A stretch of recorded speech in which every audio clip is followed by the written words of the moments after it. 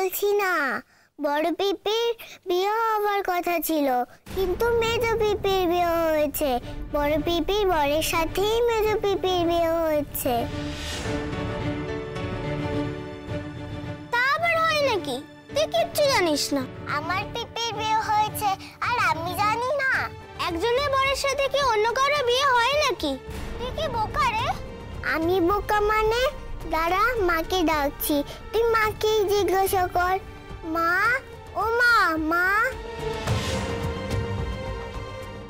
এই তো পিপি। পূজা দেখ, এই পিপির সঙ্গে বিয়ে হওয়ার কথা ছিল, কিন্তু বিয়ে হয়েছে মেজো পিপির সাথে। মেজো পিপি আর আমাদের বাড়ি থাকে না, বড় পিপি শ্বশুর বাড়ি চলে গেছে।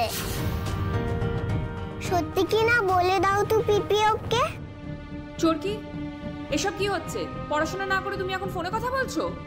বারে, পূজাই তো ফোন করলো। আমি কি আনন্দ করলাম, খেলাম, সেগুলো জানতে চাইলো। তখন আমি বললাম দাদু স্টার হয়ে চলে গেছে, আর বড় পিপির বিয়ে হয়নি, ওর বরের সাথে মেজো পিপির বিয়ে হয়েছে। আমি ঠিক বলিনি বড় পিপি? এই, তুই ফোনটা দে তো। বৌমনি, আমাকে দাও। পূজা, আমি চোরকির বড় পিপি বলছি। জানো তো, বাড়িতে যে বড় হয় তার না অনেক দায়িত্ব থাকে। যেমন তোমার বাবার কত কাজ বলো তো। বাবা অফিসে যান, তোমাদের পড়াশুনো করান, সবাইকে খাওয়ান, ঘুরতে নিয়ে যান, কত কিছু, সব কিছু, তাই তো? সেরকমই এখন এই বাড়িতে সব দায়িত্ব আমার। আচ্ছা, আমি যদি বিয়ে করে বাড়ি থেকে চলে যেতাম, আমি কি এগুলো করতে পারতাম? আচ্ছা, আমি যদি এসব না করি, তাহলে চোরকি স্কুলে যেতে পারবে না, লেখাপড়া করতে পারবে না, ওর favourite chow mein, Mughlai, momo, ice cream, chocolate এসব কিছুই খেতে পারবে না। সেই জন্যই তো আমি চোরকির সঙ্গে থেকে গেলাম। ওর সঙ্গে তো খেলতেও হবে নাকি? হ্যাঁ, যাকগে, শোনো, তুমি কিন্তু একদিন এই বাড়িতে এসো, কেমন? আমরা সবাই মিলে ঘুরতে যাব, আইসক্রিম খাবো, মজা করব, খুব আনন্দ করব। এসো কিন্তু। আসবো পিপি, আমরা অনেক খেলবো। চোরকি, কি রে, বুঝেছিস এবার? হ্যাঁ,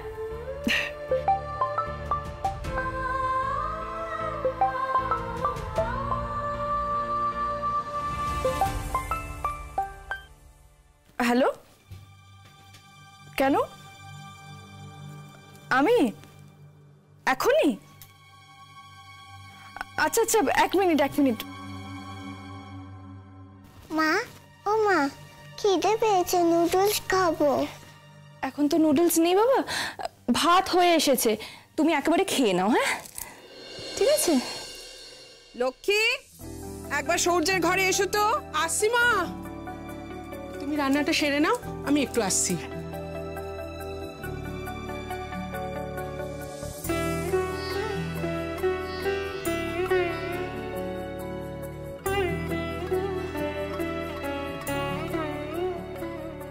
শুক্তোতে দুধ লাগবে, দুধটা ফ্রিজে হবে।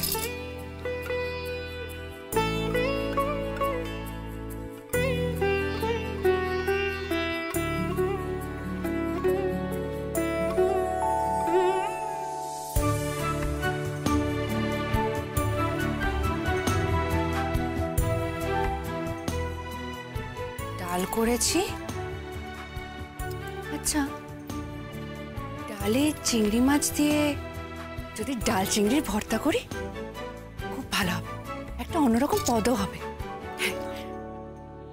কিন্তু চিংড়ি মাছ, ও লক্ষ্মী থেকে তো দেখলাম এখানে রাখলো, এই তো। কিন্তু সূর্যদার মা তো চিংড়ি মাছের কথা বলেননি। তাও দিয়ে দি, সবার খেলে নিশ্চয়ই খুব ভালো লাগবে।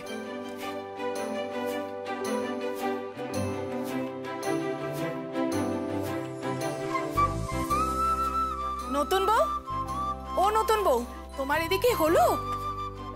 ওদিকে তোমার ভাত কাপড়ের অনুষ্ঠান শুরু করতে হবে, তোমাকে রেডিও হতে হবে।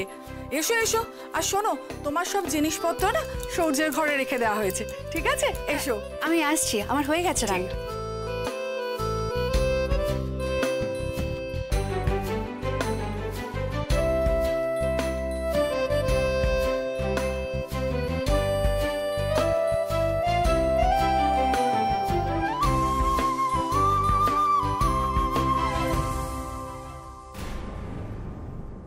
সূর্যদার ঘরে আমি এইভাবে, যে ঘরটা দিদিভাইয়ের হওয়ার কথা ছিল সেই ঘরে আমি? জানি না ঠাকুর, প্রতিনিয়ত কত পরীক্ষা দিয়ে যেতে হবে আমায়। অন্যের ঘর, অন্যের বর, অন্যের সংসার, সবকিছু যেন দখল করে বসে আছি আমি। আমি তো নিজের সংসার চেয়েছিলাম, নিজের বর চেয়েছিলাম। কেন এভাবে অন্যের জায়গায় আমাকে নিয়ে এলে তুমি?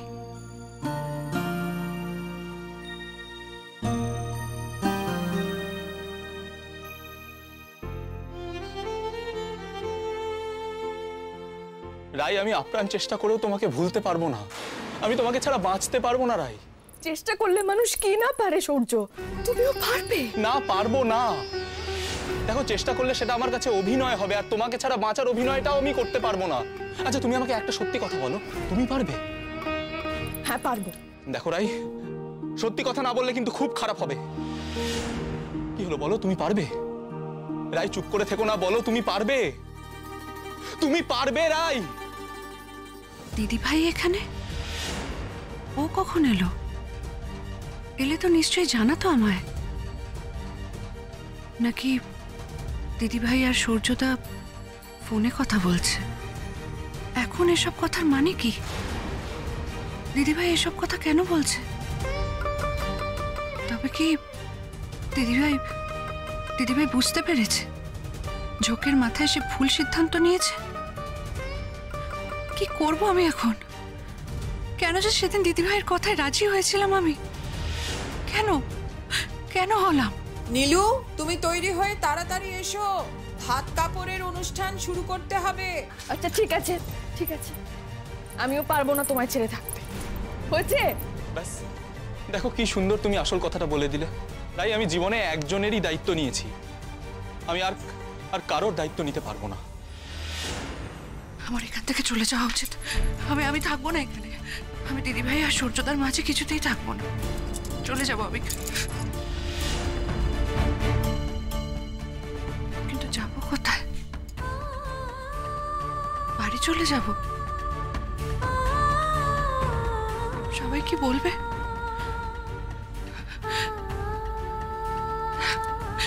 ব্যাস, হয়ে গেল। তুমি না বলে তারপরে ভিডিও করছিলে, এতক্ষণ আমাকে বুঝতেও দাওনি। ডিলিট করো, এক্ষুনি ডিলিট করো বলছি। না না না না, বাপরে, লাগছে মেয়ের হাতে কি জোর। সবসময় এরকম করো, ভালো লাগে না। রায় কিশোরী, আমাকে একটু আদর টাদরও তো করতে পারো। একটু আদর করবে, তা না মেয়ের হাতে কি জোর। বাপরে, বুঝেছি তো কি জোর মেয়ের হাতের। হ্যাঁ, সারা জীবন এই হাতের মারি খেতে হবে তোমাকে। হ্যাঁ, আদর টাদর কখনো জুটবে না, এরকম বদমাইশি করলে বলে দিলাম। বাপরে বাপরে, আরে পালাচ্ছ কোথায় তুমি? দাঁড়াও।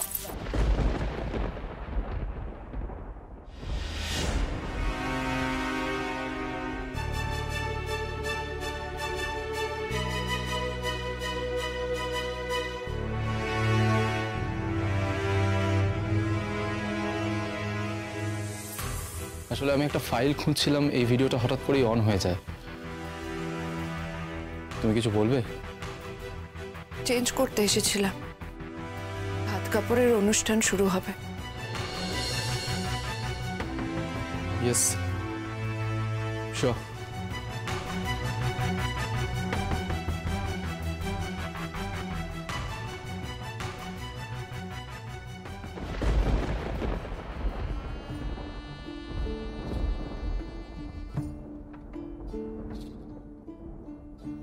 দূরের তারাও আমার মতো একলা ভেজায়েগা,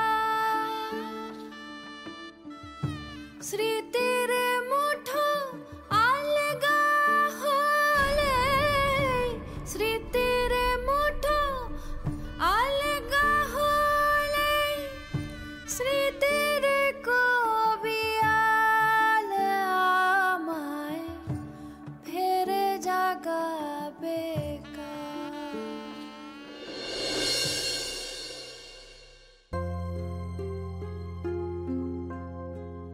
দেখি করো। আমার আমার ভালো আর খাবো না, আমার ভালো লাগছে না, আমার গলা দিয়ে ভাত নামছে না কেন? মা এরকম করলে কি করে হবে বলো তো? তুমি না খেলে তো শরীর খারাপ করবে নাকি? দুদিন ধরে কিচ্ছু খাচ্ছ না তুমি, ওই জন্য আমি নিজে আজকে খাওয়াচ্ছি। হ্যাঁ করো। আর ভালো লাগছে না। তোর বাবার শরীরটা যে এত খারাপ আমরা কেউ বুঝতে পারলাম না কেন রে রাই? তোর বিয়ের দিন যেদিন আমি মানুষটাকে ডাকতে গেলাম না, আমার সঙ্গে একবার কথা হলো, তখনই দেখে মনে হচ্ছিল শরীরটা খুব খারাপ, মুখটা কেমন ফ্যাকাশে। আমি আবার জিজ্ঞেস করলাম, হ্যাঁ গো তোমার শরীরটা কি খুব খারাপ লাগছে? আমি বললাম রাইয়ের বিয়েটা মিটে যাক, আমি তোমার খুব যত্ন করব, বিয়েটা মিটে গেলেই আমি তোমাকে ডাক্তার দেখাবো। আমার হাতটা ধরে বলল, তোমাকে আজকে খুব সুন্দর। আমি বুঝতে পারলাম না মানুষটা এত অসুস্থ। আমি জামা কাপড় পরাম তুই মানুষটার সঙ্গে থাকতে পারতাম, তাহলে হার্ট অ্যাটাকের সময় আমি থাকতে পারতাম। আমি যদি নিচে না যেতাম তখন কষ্ট হচ্ছে বুঝতে পারতাম, আমি তোদের সবাইকে ডাকতে পারতাম। স্রোত একবার আসতো, স্রোত একবার এসে দেখতো, তাহলে তো বুঝতে পারতো। তাহলে তো মানুষটা আমাদেরকে ছেড়ে যেত না বল। সারা জীবন ঝড় জল ভালো মন্দে সুখে দুঃখে মানুষটার পাশে থাকলাম। মানুষটার যখন সব থেকে বেশি আমাকে দরকার, আমি একা করে দিয়ে চলে গেলাম।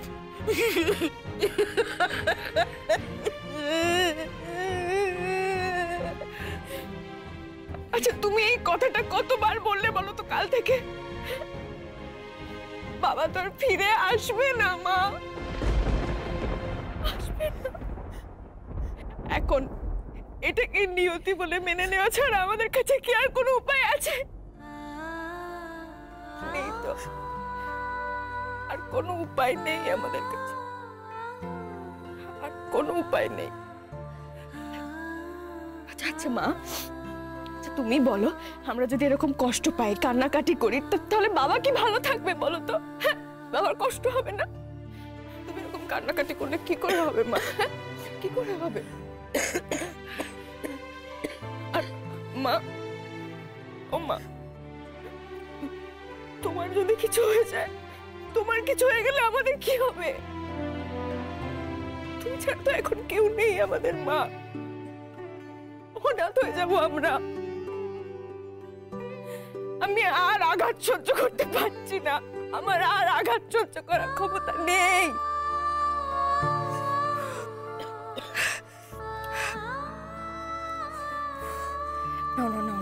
না দেখি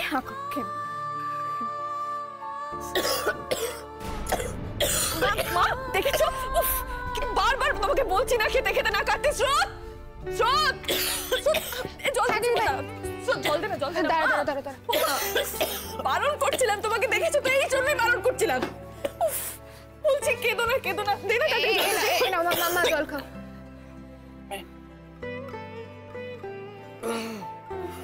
এবার বল কি হয়েছে? বিষম খেয়ে তখন থেকে কেসেই চলেছে, আর কেঁদেই যাচ্ছে, আমি থামাতে পারছি না কিছুতেই। মা ঠিক আছে মা, আর কষ্ট হচ্ছে না তো? কেউ তোমায় মনে করছিল মনে হয়। আমাকে আর কি এখন মনে করবে? যে মানুষটা কি গো শুনছো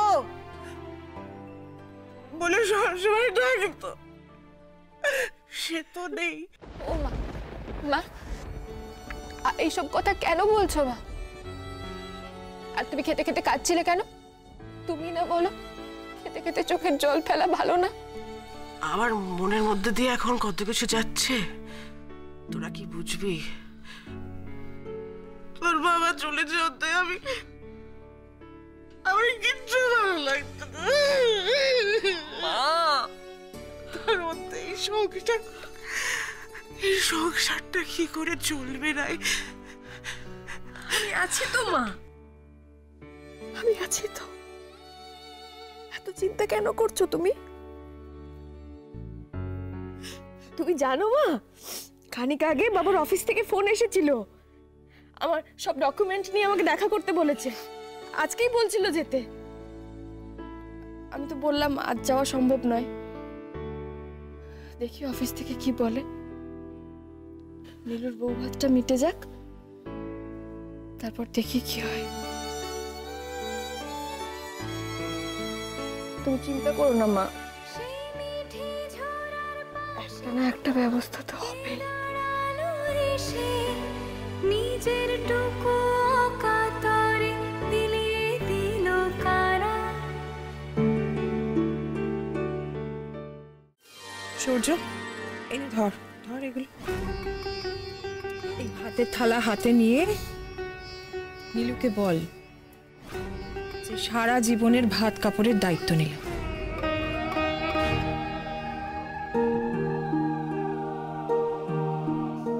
বল। রাই, আমি আপ্রাণ চেষ্টা করেও তোমাকে ভুলতে পারবো না। আমি তোমাকে ছাড়া বাঁচতে পারবো না রাই। আর যদি দায়িত্ব কর্তব্য বোধের কথা ওঠে তাহলে তোমার নামটাও সমানভাবে উঠে আসে সূর্য। আমি জানি তোমার সকল দায়িত্ব কর্তব্যবোধ তুমি সারা জীবন নিষ্ঠা নিয়ে পালন করবে। সূর্য,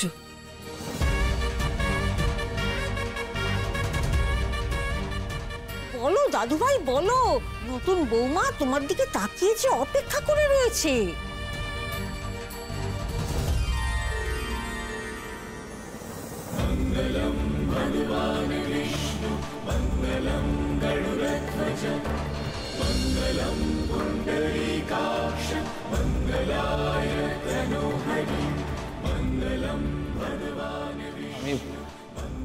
আমি তোমার সারা জীবনের ভাত কাপড়ের দায়িত্ব নিলাম।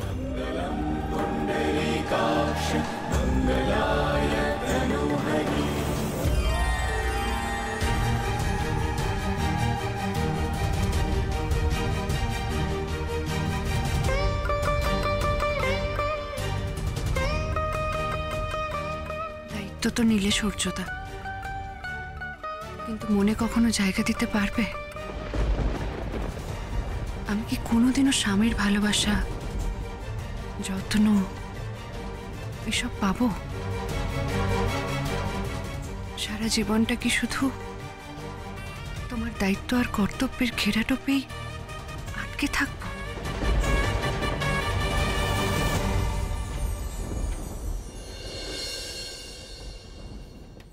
নীলুর পছন্দের জিনিস, সাজগোজের জিনিস, রোজকার ব্যবহারের জিনিস, আমাদের 3 বোনের কিছু খেলনাপাতি,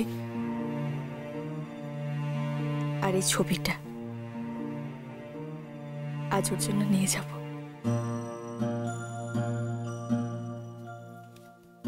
বিয়ের দিন তো সেভাবে কিছুই গুছিয়ে দেওয়া হয়নি,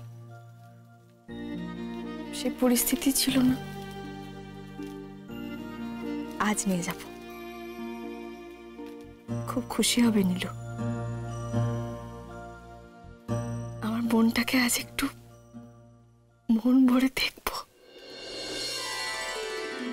এবার নতুন বউ বাড়ির সবাইকে ঘি ভাত পরিবেশন করবে। নীলু, গুরুজনেরা বসে গেছেন, সবাইকে দেওয়া শুরু করো। এসো, বাবাকে দাও প্রথমে, দাও। ব্যাস,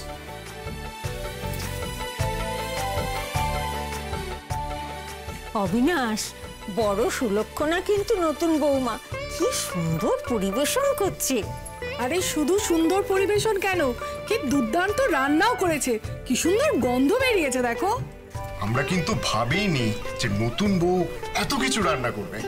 অবিনাশ, তুমি তো ভালো মন্দ পদ খেতে খুব ভালোবাসো, দেখবে নতুন বৌমা তোমাকে এটা সেটা কত কিছু বানিয়ে খাওয়াবে।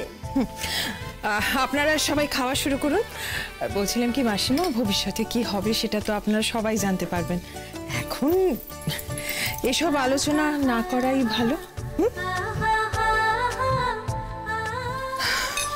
যাও।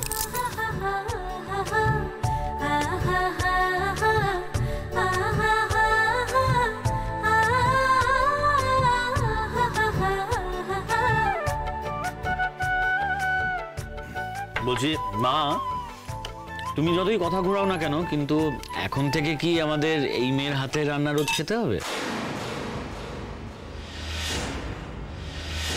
না মানে খাওয়া নিয়ে বাবার পরিপাটির কথা তো আমরা সকলেই জানি, তো আমার মনে হয় এরপর থেকে তুমি নিশ্চয়ই আর ওকে এসব অ্যালাউ করবে না, রাইট? টিকলু, এখন না এসব কথা বলার সময় নয়। এই আচার অনুষ্ঠানটা আগে শেষ হোক। দেখছো তো এতগুলো মানুষ দাঁড়িয়ে রয়েছেন, খাওয়া হয়, এরপরে সন্ধ্যেবেলার অনুষ্ঠানের প্রস্তুতি রয়েছে, খাও। ও অনুষ্ঠান, এই টিকলু শোন না, বলছি তুই একবার ওই যেখানে বৌভাত হবে ওখানে একবার যা, গিয়ে ঘুরে আয়। ওখান থেকে ফোন এসেছিল, ওদের ডেকোরেশন হয়ে গেছে, তুই একবার ভালো করে দেখে নিবি। হ্যাঁ, না না না না না, কাউকে যাওয়ার দরকার নেই, আমি নিজে গিয়ে দেখে আসবো, সেটাই সব থেকে ভালো হবে। বলছিলাম আমি আরেকটা পদ রান্না করেছি, দিয়ে দিই সবাইকে।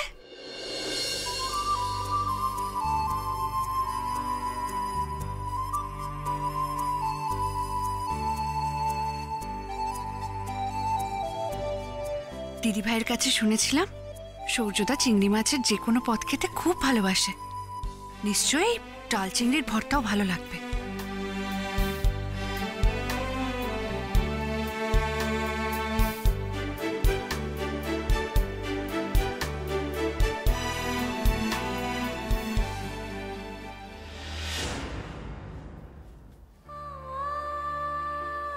নতুন বউয়ের সাজে সিঁদুর, শাঁখা পলা, নোয়ায়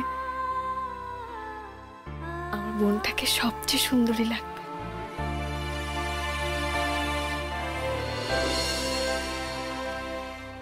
চওড়া করে সিঁথি লাগানো সিঁদুর, গয়না, নতুন শাড়ি,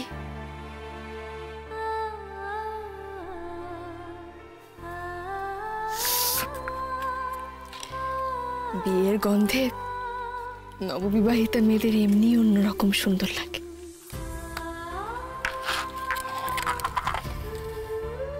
সবারই তো এরকম একটা স্বপ্ন থাকে,